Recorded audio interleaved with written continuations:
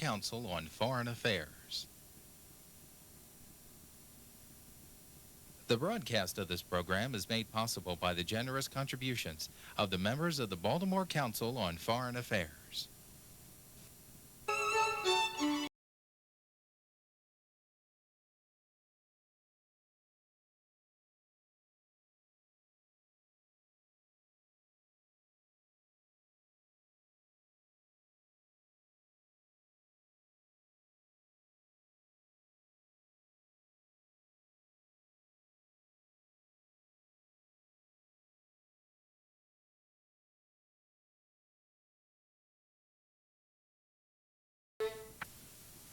Joseph L. Sterne, editorial page editor, Charles W. Corddry, defense correspondent, and Mark Matthews, diplomatic correspondent, were the members of the Council's 12th Annual Baltimore Sun Foreign Policy Panel. The topic of the discussion, held on January 15, 1992 at the Baltimore Grand, was The World Scene, 1992. Introducing the speakers is Charles Cole, President and CEO, First National Bank of Maryland, and co-chair, Board of Trustees of the Baltimore Council on Foreign Affairs. Our panel tonight is a very distinguished one, and for those of you who have been here before, there are some very familiar faces at the podium. And our moderator, Mr. Joe Sterne, in many ways is a household name in Maryland, and he has been in the business for a very long time, and if my memory serves me correctly, he started at the Sun in 1953. He's a graduate from Lehigh, Phi Beta Kappa, picked up another degree at Columbia University. He has lived in Africa, he's lived in London, lived in Germany, has traveled extensively, and is highly knowledgeable in the area of foreign affairs, and he will be our moderator once again. In fact, he's been our moderator for 12 straight years. Mr. Charles Corddry is back for the 12th time. He has a 49-year history in the business, very distinguished, and many of you are well aware he is a panelist on Washington Week in Review, which is a very long-standing, distinguished program. He has traveled extensively, and in 1988 received the Gerald Ford Foundation Award for Outstanding Journalism in the area of national defense. He has also lectured extensively on many campuses under the banner of the Woodrow Wilson Fellowship Program. So we're delighted to have him. Mark Matthews has not been here for 12 years, but you know that can be cured in the future. He has been with the paper for 10 years. He operates out of Washington as the editor of the Washington office. He has spent a considerable amount of time studying the Persian Gulf War, and I'm sure we will hear a lot more about that tonight. Now, before the panel kicks off, let me make the announcement that next Monday night, which I believe, Frank, is at the 20th, the Foreign Affairs Council will gather again, this time at the Stofers Hotel, where we will have the ambassador to the United States from the PRC. That ought to be a very exciting occasion. Now, a lot's happened in 1991 in terms of the world.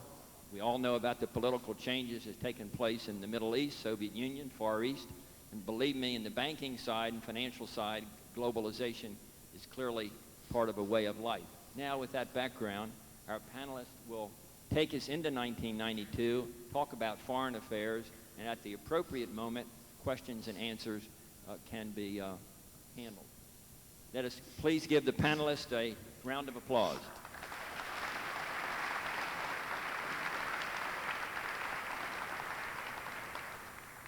Welcome to the 12th Annual Baltimore Sun panel.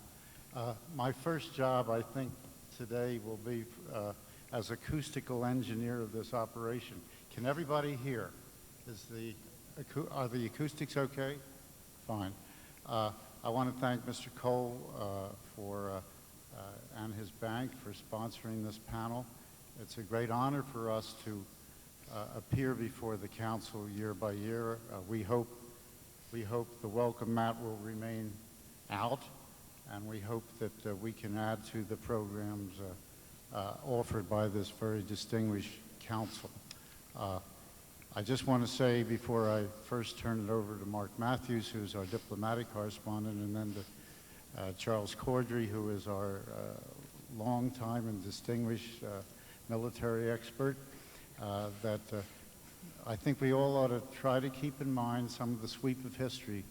Just 2 years ago, we were trying to absorb the meaning of the opening of the Berlin Wall and the rush to freedom and independence of a number of nations in Eastern Europe that had been under Soviet domination for more than 4 decades.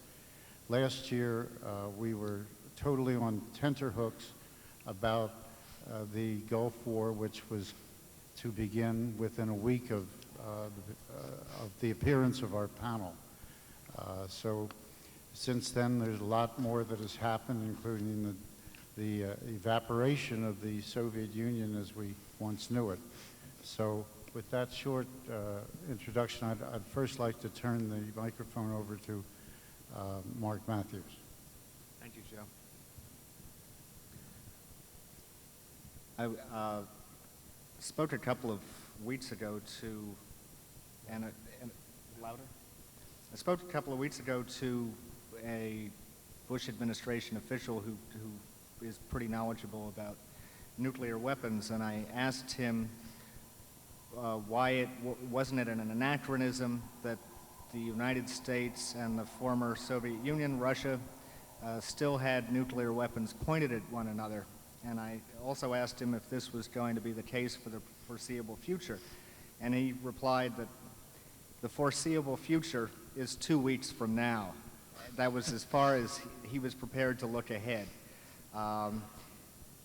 With the collapse of the Soviet Empire, the death there of communism, the fact that Israelis and Arabs have begun negotiating face-to-face, the near dismantling of apartheid, all in the past year, such terms as foreseeable future or even historic seem to have lost their meaning. Against that background, it's impossible to make predictions or really even educated guesses, but what I can do tonight is to sketch out a couple of possible scenarios that could unfold given the current forces at work. And first, the rosy scenario. Next week, there is going to be a conference on humanitarian aid to Russia and the other former Soviet republics. If all goes as planned and actual coordination takes place and the Gulf states and Japan and Germany and others cough up enough money, and if the aid is properly shipped and distributed in a way that it doesn't end up in officials' pockets, then it's possible that the former Soviet Union will get through the winter without serious food shortages and the unrest that could accompany it. In addition, this particular conference could set the ball rolling for serious economic reform in the republics with the world lending institutions, the IMF and the World Bank, taking a strong hold of those economies, and in doing so, encourage Western investment.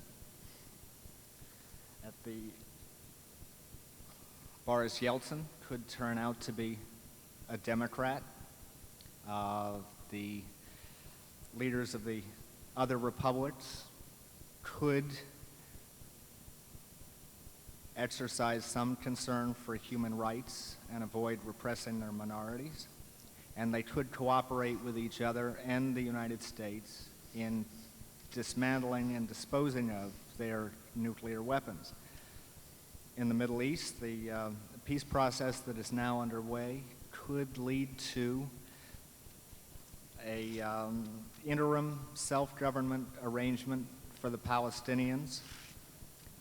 There could be peace treaties between Jordan and Israel, and between Lebanon and Israel and Syria, possibly, could work out some kind of an accommodation on the Golan Heights that would provide each with security guarantees and greatly diminish the tensions in the region. It's possible we'll see a functioning UN-sponsored peacekeeping force in El Salvador and a lasting ceasefire in Yugoslavia. Now for the darker scenario, the aid this winter may not be enough to prevent widespread food shortages and very severe unrest in the former Soviet Union. This could be followed by the collapse of their economies and all the unrest, minority against minority, and search for scapegoats that can accompany that. And in past such cases, we've often seen a resulting rise in anti-Semitism. Russia could continue to splinter, just the Republic of Russia itself, with its many ethnic groups and nationalities. And republic could be pitted against republic. It's possible that the 4 republics that still have nuclear weapons, that is the long-range nuclear weapons, might be unable to come to any means of cooperating among themselves, leaving that whole issue unsettled and the United States increasingly worried. In addition, we could see the export of nuclear technology and the experts who possess it to a number of third world countries, including Iran. In the Middle East, it's perfectly possible that the peace process could collapse. The way things have been going in the past couple of weeks, it really seems to be touch and go between Israel and the Palestinians. This would lead probably to bitter strains between the Shamir government in Israel and the Bush administration, which are not on the best of terms by any means. The dashed hopes of Palestinians who have still retain the dream of a Palestinian state would likely lead to more violence in the Intifada, perhaps a rise of terrorism.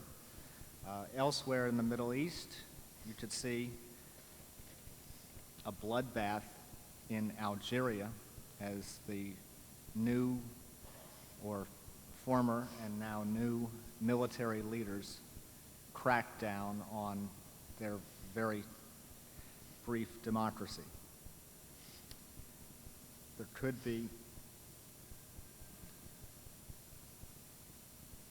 greater progress by Iran and North Korea towards acquiring a nuclear weapon. The United States acting alone is not powerful enough either to ensure the first scenario or to prevent the second. There is an ever stronger tight-fistedness on the part of the American taxpayers in general and also their representatives in Congress about foreign aid. We're seeing growing pressure on President Bush to concentrate his energies at home, and we're starting to see some of the limits of his vaunted foreign policy skills. He was in a crisis. He is exceptionally cool and decisive and methodical, but I believe we're seeing the absence of a long-term goal and a clear sense of how to get there. In some of the worst trouble spots, the United States appears to be losing some of its influence and some of its leverage. In the former Soviet Union in particular, the United States, because it was slow in coming forward with aid and because its business communities have not rushed in to invest as have some others, may find that Germany and Japan have greater clout with the Republic leaders, or at least some of them, than we do. In Europe itself, Germany is asserting a surprisingly strong role economically and most recently in political affairs, as we witnessed with its decision to recognize Slovenia and Croatia. This came as a surprise to a lot of people that they would assert themselves so quickly. They do have very strong ties to both of those republics, so it was understandable. But the way they were able to bring the rest of the European community with them could foreshadow what's to come in the future. The United States can still lead by example to some degree, but just how it can do that it remains a little bit unclear. Last fall, Secretary Baker went to Russia and the other republics to outline 5 principles that should govern their future relations with each other. And these included respect for borders, protection of minorities, democracy, upholding international law, and abiding by treaty commitments. Since then, he's added the safe disposal of nuclear weapons. But his foremost principle, which is democracy, is very hard to encourage. You can't expect these countries that have never tasted democracy suddenly to follow an American model, particularly countries where past leadership has been based on tribes or on paternalism, or where there is a long history of totally unequal rights for women, and where at the same time that they're tasting democracy, they are also coping with severe economic problems. That leaves the multinational organizations to try to maintain stability and exert leadership, and these have a mixed record. The European community was unable to make any of its ceasefires stick in Yugoslavia. The Organization of American States has been unable to get Aristide back in the presidency of Haiti. The United Nations stands alone in doing quite a remarkable job in the past year. It was able to maintain the Iraq coalition that in fact still exists in the form of a very tight economic embargo against Iraq, and it set up a special commission after the war to track down and get rid of Iraq's weapons of mass destruction.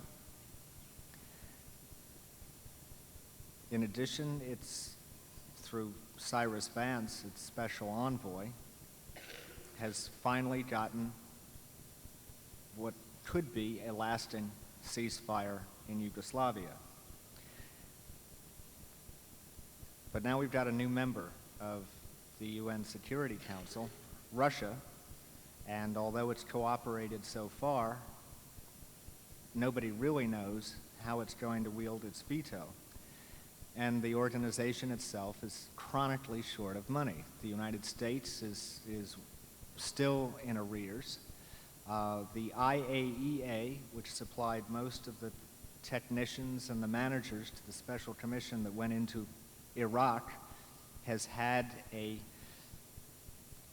budget that has been not allowed to grow in real terms for the last 8 years.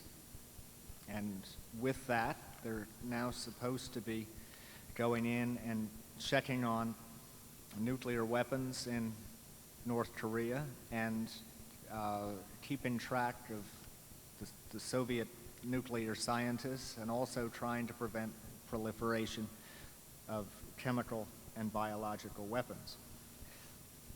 So I guess the bottom line is that far from having a new world order where what we say goes, we see a management crisis, and it's very unclear who's in charge. Thanks, Mark. Okay. Good to see you folks again. Whichever way it comes out of Mark's two scenarios, a bit of Kipling poetry is at hand, and I'm going to read it to you, having to do with whether there'll be a solution to some of these problems. And the end of the fight is a tombstone white with the name of the late deceased, and the epitaph drear, a fool lies here who tried to hustle the East. So there will be no hustling of the East, I dare say. 1991 was indeed a spectacular year. Not only the dissolution and disappearance of an empire that doesn't happen every year, but the Persian Gulf War, and it's about that I'd like to talk just a bit and what it may portend for us. There is in Washington a growing cottage industry which is centered on trying to divine lessons from the Persian Gulf War. Almost as big a cottage industry as that one which existed throughout the Cold War for how to deal with the Soviet Union. And I think that probably the old lessons really do apply, and they are that the United States likes to be militarily strong and likes peace and likes it all not to cost a heck of a lot. But George Washington figured that out in 1780 when he said there's nothing so likely to produce peace as to be well prepared to meet an enemy. Now, Saddam Hussein didn't know about that, and there's a question that emerges from the war, and that is, can such a foe as this one actually be deterred? The Soviets might have been a bit of a problem, but they sure were rational. Saddam Hussein was not rational, and he may be emblematic or symptomatic of the kind of problem that the Persian Gulf War points us toward in the post-Cold War era. It seemed to me there are a couple of security issues for the early 1990s, and Marcus talked about one, of course, and that is peace in the Middle East. And the other one, from the United States defense point of view, is whether we will maintain the technological superiority and the well-trained force, not as large, but the technological superiority that it had into this uncertain future. Because The last year when I was here, I said that I thought it would be a quick war, and afterward, I said to some people I thought it would be over when it came in 5 days, and they went away wagging their heads. And perhaps some of you may say, well, it went on for 43 days. But the message I would give you about American military power is that that war was over in a few minutes as far as determining the outcome was concerned. It didn't take 5 days, it took the first night when wholly new things were used. The F-117 stealth airplane, which could not be seen, at least by the Iraqis, the Tomahawk cruise missile, which raises a whole new question about naval power, because you can put this on any ship and it doesn't expose anyone to danger because it's unmanned. And the Green Berets, as we used to call them, the Special Operating Forces, went in helicopters, the Apache helicopters, and attacked radar. These three weapons by themselves cut off Saddam Hussein from any contact with his forces. There was no way he could run his forces from then on. So it became a matter of waging a 39-day air campaign and a 100 hours ground campaign. I would suggest to you that this was so revolutionary that you can almost forget anything else about previous clashes. We used mass maneuver and firepower, but wholly different orders of magnitude were involved. And this does not happen overnight, this kind of thing. I used to talk with Harold Brown when he was Jimmy Carter's defense secretary. How do you handle the Russians and their other bits and pieces of their empire who are so much more numerous? And he says, I've got to be more clever than they are.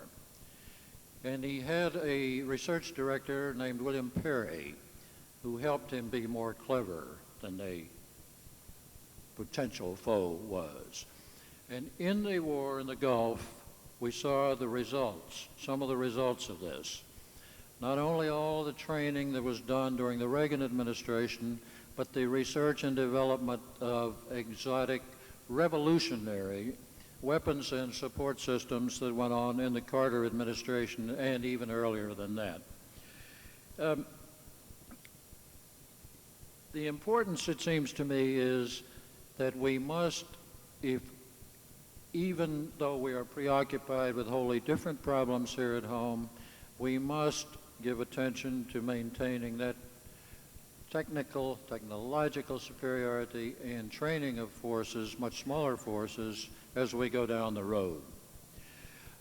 I won't go into a lot of detail on the numbers and the performance because my wife is in the front row and she rolls her eyes when I do that, and I know I'm not supposed to continue. Now, however, let me just say this to you. The Iraqi forces had war experience of 9 years. They had more tanks than the Allies. They had very modern aircraft, but not nearly as good as ours. They had some sort of missiles. They were close to their supply lines. They were not 8,000 miles away. And their losses were on the order of 1,000 to 1. So much for really, I think, for the details of the war, unless you press me later on. But the point I want to make is that the lessons we draw from it are those that will be applicable in the future. There's awesome work on this subject going on in Washington today because of two things. One, of course, it's very important. And the other is that the Democrats don't want to look like they're soft on defense in the next election campaign the way they did in the last one. And so they, in Congress, have put forth a huge study which is being masterminded by Les Aspin, the chairman of the House Armed Services Committee, to see what sort of forces we should have based on what we think the future threats to this country's interests, not survival. We seem to have got past the threat to our survival, at least for now, with the dissolution of the Soviet Empire, but to our interests. What do we do? And the model is Desert Storm, the war with Iraq. Why? Because Saddam Hussein is a rogue who has a potential for nuclear weapons, as we are uncovering more and more information about daily, who sponsors state terrorism, who has chemical weapons. When you put together nuclear, chemical, and terrorist threats, you got a problem. And you'd better not tear down your defenses entirely. So this is the sort of model that so far people seem to have in mind. We should be prepared, if necessary, to deal with that sort of thing again. And then, of course, the question is, all right, but you can't have a force that's only equipped to deal with Iraq. I mean, after all. So do you have one that can also handle a second and simultaneous contingency? I mean, people do have to know what kind of force they want. Otherwise, they don't know how much money they're going to want, except they know they're not going to get as much as they want. That is settled already. And so the Persian Gulf War was a defining event beyond any doubt. It was revolutionary in the tactics employed by the American and the coalition forces. It may have been unique in that it could not be repeated anywhere else because, after all, you don't usually get a chance to go somewhere and hang around getting ready for 5 months, which Saddam foolishly permitted to happen, and he still didn't get the message, so he foolishly permitted the war to go forward. But nevertheless, it was a defining event and is the model on which the people in Washington are now thinking of constructing American national defenses. Another lesson that's perfectly obvious to us from this war is that Americans are willing to use force to look after their interests if they can win fast. Another reason, and take very few casualties. Another reason for preserving a technological superiority that we do indeed have, and for not letting the trained forces deteriorate. And so I think that's about it, ladies and gentlemen, except that I have a quote from Les Aspin to back up what I've been saying. And he says that the kind of military force Americans want, one that is self-reliant, exploits American technology advantages, and is capable of taking decisive action without risking large numbers of American lives. And of course, he says, Americans want this kind of capability at much lower price than they were willing to pay for military forces during the Cold War. And they're going to get it that way. Thank you.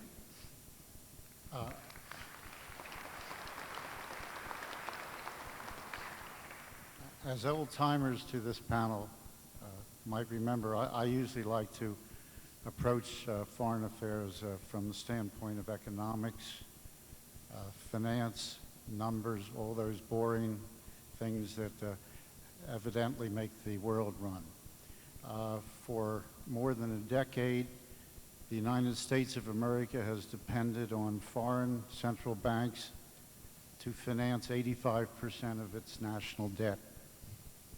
The question as we enter this post-Cold War era is, where will the money keep coming from? And if it doesn't keep coming from the usual sources, what are we going to do about it? I think that one of the most interesting things that's happened in the past year is that Germany spent $60 billion to rehabilitate its 5 eastern lender. $60 billion is more than the entire cost of Operation Desert Storm. Let's keep that figure in mind. Then let's look at what happened to the financing of the $50 billion bill for Operation Desert Storm. And we find that the United States couldn't possibly pay for it. It didn't have the capital, the resources, the liquidity to do so. And so what we did, we went to the Germans, who came up with $13 billion, and we went to the Japanese, and they came up with about 9. And before it was all over, we found that the U.S. taxpayer might be forking out about $7.5 billion of this $50 billion. And let's keep in mind that that $7.5 billion, if it's reasonably accurate, is less than that contributed by the world's two great superpowers, Germany and Japan. If we try to keep these things in perspective, we might then have a better idea of how the election that we're entering might impact on foreign policy. Let's talk a little bit more about Germany. Not only did it spend $60 billion rehabilitating its own 5 states that were freed from communism, but it came up with $32 billion for the Soviet Union. About 8 or 9 billion of that is merely to construct barracks in the Soviet Union to house Soviet soldiers who are moving out of Germany. They also came up with about $16 to $17 billion for Eastern Europe. And as I mentioned before, they contributed materially to the costs of Operation Desert Storm. And what has that meant for Germany? It's meant that its trade surplus, which only 2 years ago was the greatest in the world, has disappeared completely. It means that a government that has depended on surpluses year by year because it is very conservative as a result of the lessons of Weimar, is now starting to run a very serious deficit, federal deficit. So that when the United States importuned Germany repeatedly during the course of the year, and most recently with, at the time that we were cutting our discount rate to the lowest level in 20 years or so, the Bundesbank responded by raising its interest rates to a materially high level. And what does this mean? It means that the United States is going to find it more and more and more and more difficult to get foreign countries to pay for our profligacy. And unless we start shaping up and facing these economic facts of life in the world, we might find ourselves in a period where the United States is not the one and only superpower that we'd like to think we are, but instead we are a country that is very much dependent on foreign countries and very much less able to exert its power abroad. Charlie talked about Mr. Aspen's view of the future of the U.S. Defense Forces. There are people in Washington who think that 5 years down the road, the United States won't be able to mount anything comparable to Operation Desert Storm because our defense budget is going to be slashed to a point, and our forces will be slashed to a point where this doesn't become very feasible. In NATO, an alliance that has a glorious history and no mission left hardly, we will see an American troop contingency of about 330,000 go down to 100,000 or less, maybe even more than that, by the mid-90s. And then you have to start figuring out just how much influence the United States will have in Europe, especially when it's in competition with the European community dominated by Germany. It's also interesting to think about the other superpower, Japan.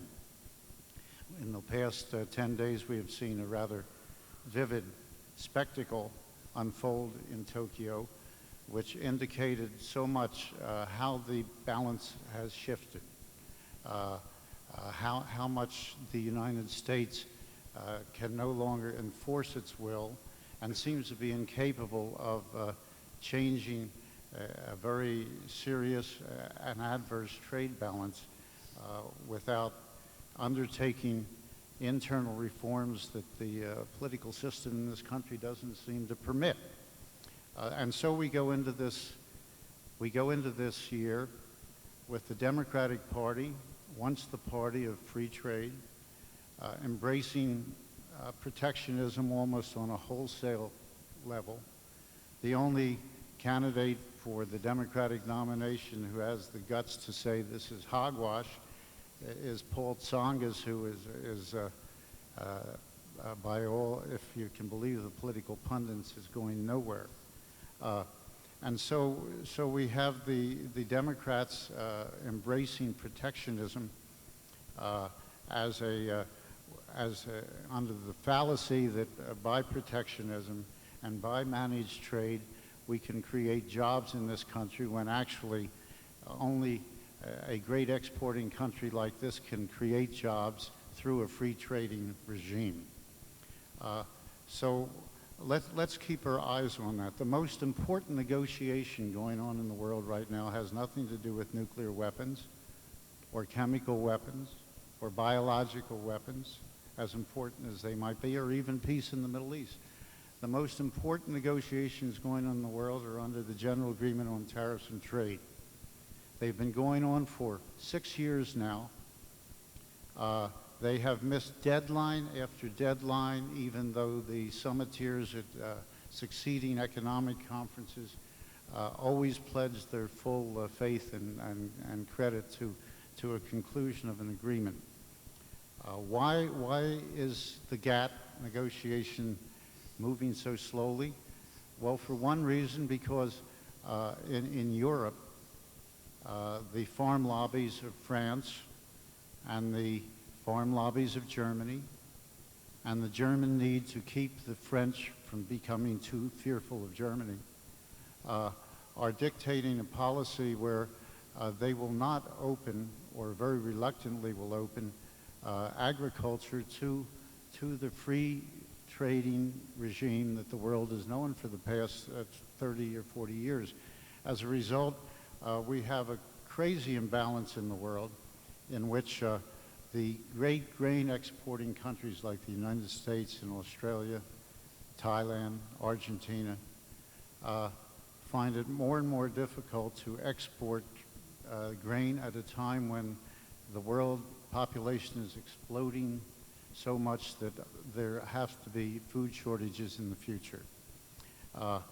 So I think when we approach this coming election, we should keep in mind that if this country is to remain what we want it to be, if it's going to maintain a role that we can be proud of in the world, we're going to have to settle our own social problems.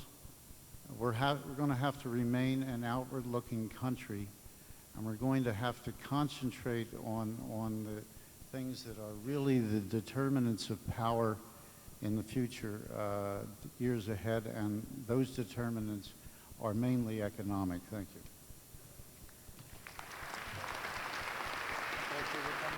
you. It was what thoughts do we have about the Iraqi nuclear threat? And the gentleman said he and some others think we should have finished off Iraq when we were there. First, I'd like to remind you that the end of the Iraq War after 100 days was a situation in which Americans were running up and down the highways killing people for no good reason. And I think that the troops were getting a little sick of it, and we had accomplished all the objectives that the president had in mind, and so calling off the war never struck me as being a bad thing to do. We thought, and there are so much documentation of this, that we had done away with our nuclear potential, that there was not that excuse for continuing, and yet we now find every day that the Iraqis had as big a nuclear weapons development program as the Israelis would have told you they did. And the day may come, and I don't find in the circles I sometimes get exposed to a great deal of reluctance to go in there and take it out. If you're willing to understand that it would take a long, I'm talking militarily now, it would take a long time, it wouldn't be done in an hour, and it would take a lot of people. But how much of a threat Iraqi nuclear weapons are is quite a different matter. They don't have one, and it would be very hard, I should think, for them to get one up above ground, so to speak, and without anybody noticing at this point, because the country is being pretty well patrolled from above and from inside. But I think that, not to make this answer too long, that it is first of all, I should say that as we go on toward November, Mr. Bush may revive the idea he was floating earlier last year, that he would indeed go in and knock them out. But anyway, it's symptomatic of what this brave new post-Cold War world holds for us. I mean, Iraq is not the only potentially nuclear country. There are plenty others. Do you see the country moving more and more towards protectionist policies and trade towards the end of this year and through the 90s? The question is whether we see the country moving more towards protectionist trade now than in the past? Well, yes, both this year and the remainder of the 90s. Both this year and the remainder of the 90s. This is very difficult to answer, particularly in an election year where you're going to have an awful lot of demagogic appeals to protectionist sentiment. And it won't be only from the Democratic side of the aisle either. President Bush, before and during his Japanese visit, was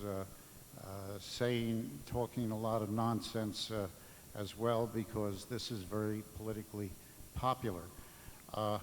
Will this country become more protectionist? I think a lot depends on whether somehow we can still get a GATT agreement by Easter, whether this Congress is capable of ratifying any kind of a reasonable GATT treaty, and so much depends on GATT, because right now mostly world commerce is regulated in regard to the transfer of goods and manufactured items among the countries of the world. What people are trying to do in GATT is to embrace service industries, banking, insurance, telecommunications, all the industries where the United States has placed greater emphasis, to bring those into the world trading system with some rules. As I mentioned earlier, it is also the first time we're trying to bring agriculture, a vital aspect of trade, into a GATT regime. It's also the first time we're trying to bring intellectual property, patents, copyrights, trademarks into some kind of international regime, so we can stop the kind of piracy we're seeing in everything from rock CD to biochemical medicines. So an awful lot depends on whether the GATT succeeds. We're also seeing a trend towards the development of regional trading blocs as an alternative to GATT, to an expanded GATT. We have the EC forming into the world's largest single market. We have the United States negotiating very quickly with Mexico to create a North American Free Trade Association, which is essentially a defensive measure against the centralized market system that the Europeans are trying to erect. And then, of course, you have Japan. Now that Germany's disappeared as a trade surplus and a budget surplus country, it's just about the only guy in the ballpark. They're the ones with the trade surplus. They're the ones who have taken over leadership in foreign aid, and most of that foreign aid is tied to commercial advantage for the Japanese. They're the ones who are moving in throughout the Asian rim and creating a de facto Asian regional trading bloc. So we might face a world where we're going to have 3 regional trading blocs that somehow have to get along with one another and survive with one another, at the same time not condemning the third world to more and more poverty with its products shut out of the industrial northern hemisphere. This is a situation that an awful lot depends on the GATT negotiations. My question is addressed to Mr. Matthews. During the Gulf War, we witnessed the strange phenomenon of several of the Arab countries being on the same side as Israel, and the obvious reason for it was one of self-interest. It would seem that that same self-interest would work towards the countries trying to resolve the greatest problem that transcends the problem we read about every day on the front pages, and that's the issue of the scarcity of water. And this affects every single one of the countries in the Middle East, and one might think that if they were able to address this major issue with the technology of Israel and the fact that the Arab countries are so severely affected by it, the same as Israel, that this might lead to some consensus for peace. What are the forces mitigating against that kind of cooperation?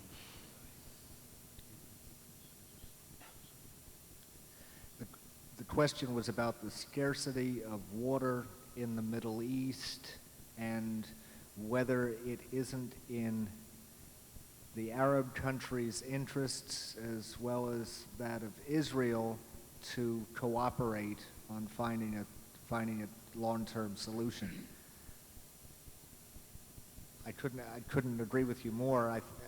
But you asked about the factors that are working against that. The same old stuff. Hatred of Israel and decades of implacable hostility are standing in the way, and you've got a situation with the Arab countries that no one wants to be the first to make a move. At the end of this month, there will be a conference in Moscow drawing some 30 or more countries that will attempt to take the first step to resolving the regional problems, including water, but also including arms control and regional economic development, and the Palestinian refugee situation. We keep our fingers crossed that something may come out of it. We've already heard from Syria that they see absolutely no reason to attend such a conference. They want a comprehensive regional settlement before they enter into any cooperative arrangement with Israel over water or other regional issues. Does that answer your question? Well, they've done that for years. I think so. Yes. There seems to be a trend recently in the economic times for news media to rely on pooled reporting sources or wire services rather than perhaps sending their own correspondents and so on to cover events. And I understand that's happening both domestically and internationally. With the influence that correspondents can wield on formulating public opinion, do you see this as a disturbing trend or not? What was the tail end of the question? Is it a disturbing trend if there are going to be fewer people out in the field and everyone's going to be getting the news from the same common sources? Well, this is a question about the increasing, as the questioner put it, use of pools of news people to cover events. The answer would be terribly long, and I don't know how much we want to get into it, to tell you the truth, but There have always been pools, and what the pool is a representative group of reporters who cover an event which there's not room for a lot of reporters to cover. And it was done in World War II. You'd see bylines representing the combined American press. I was once a pool of one in Antarctica. Nobody else wanted to go. But in the war in the desert, there were so many reporters that nobody knew how to handle it other than by pools. Well, I've just made a controversial statement. There are people who think reporters ought to be able to go wherever they want. There was one with one of the news networks who did that, and he got himself captured, which is one of the risks that you take. My own feeling is there should not ever be a pool unless it's necessary. And I don't know whether Joe or Mark would want to enlarge on that or not. It's not. I just add that it's not just hard economic times that cause the pool system. The White House has had a pool system for years simply because there are so many White House correspondents and not enough seats on Air Force One, and not enough space in the Oval Office to get them all in to ask the president a question. I'd just like to say one thing to put it on a longer context. Part of the problem is the press. Part of the problem is that the press has grown and grown and grown like a monster out of control. I'm always amused by the fact that in the New Deal days, when the State Department was housed right next to the White House in what was then called the State War and Navy building, about noon every day, Cordell Hull would come out of his office in the State Department sector of that one building, and he'd wander over, and there might be 5 or 6 reporters, one from United Press, one from AP, maybe the Baltimore Sun, the New York Times, and a couple other newspapers. And in his Tennessee twang, he would review the situation in the world, all of which, of course, was non-attributable and strictly background. And then the Secretary of State would wander back to his office. Today you have an elaborate briefing every day at the State Department that Mark can tell you about, with correspondents from all over the world.